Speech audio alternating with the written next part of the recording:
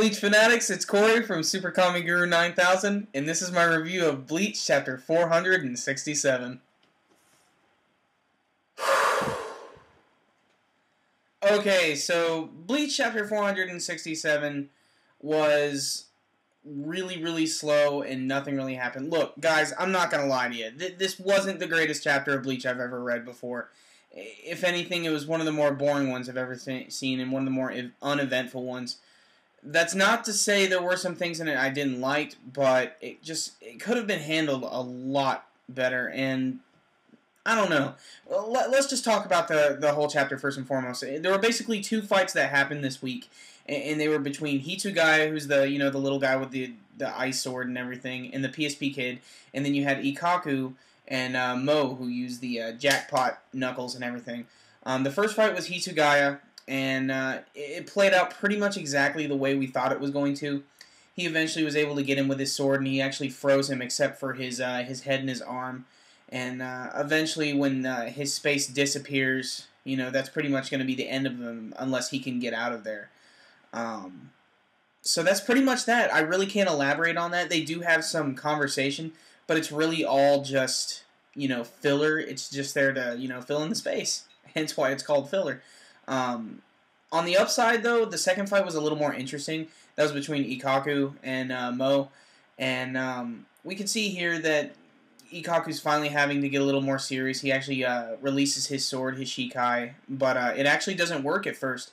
Mo actually does break it. He uses his jackpot knuckles and punches off like the front of the spear, and that pretty much completely destroys it. But this is where the cool part of the chapter takes place. Ikkaku just gets completely pissed off, and he takes off his sleeves and everything, and they actually start having a bare-fisted fight. And oddly enough, Ikkaku just starts winning, hands down, even though he doesn't have like any weapons or anything, and he doesn't have any special abilities, with that. And somehow Mo's attacks just stop working, and it pretty much ends with Ikkaku just hitting him with this really awesome-looking headbutt. And that's pretty much the end of the chapter. I know, nothing really special. I'd love to go into more, elaboration if I could, but I've pretty much given you my thoughts on what I thought about this chapter. It was just mildly entertaining, but I still feel that these Fullbring characters deserve a lot more, especially the way that they've been built up.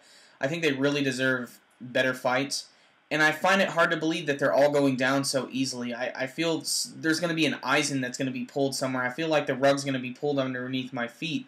Like, this is all going to be some sort of ruse, but if it's not, then this is going to be kind of disappointing. But we still haven't seen Ginjo fight yet, so maybe that'll make up for all of this. I can't really say, though. But I'm going to give it a 6 this week. A 6 out of 10. It just wasn't anything special. This is the Bleach that we don't like to read. So I'm kind of hoping that Kubo does something interesting next week to kind of make up for this. Hopefully we'll get back to Ginjo or maybe even Tsukishima, because obviously those fights are going to be the real ones to look forward to. So 6 out of 10. So now that a few of these Fullbring guys are done, we still have a few left. We still have the battle between Rukia and Ruruka, Byakuya and Tsukishima, Ichigo and Ishida against Ginjo, and any of them can come next, but I want to know what you guys think. Which of those battles is going to happen next? You can let me know with your comments below. And if you just want to let me know what you thought about this week's chapter, you can leave your comments there as well. And that's pretty much all I have for Bleach this week, guys. SuperKamiGuru9000, out.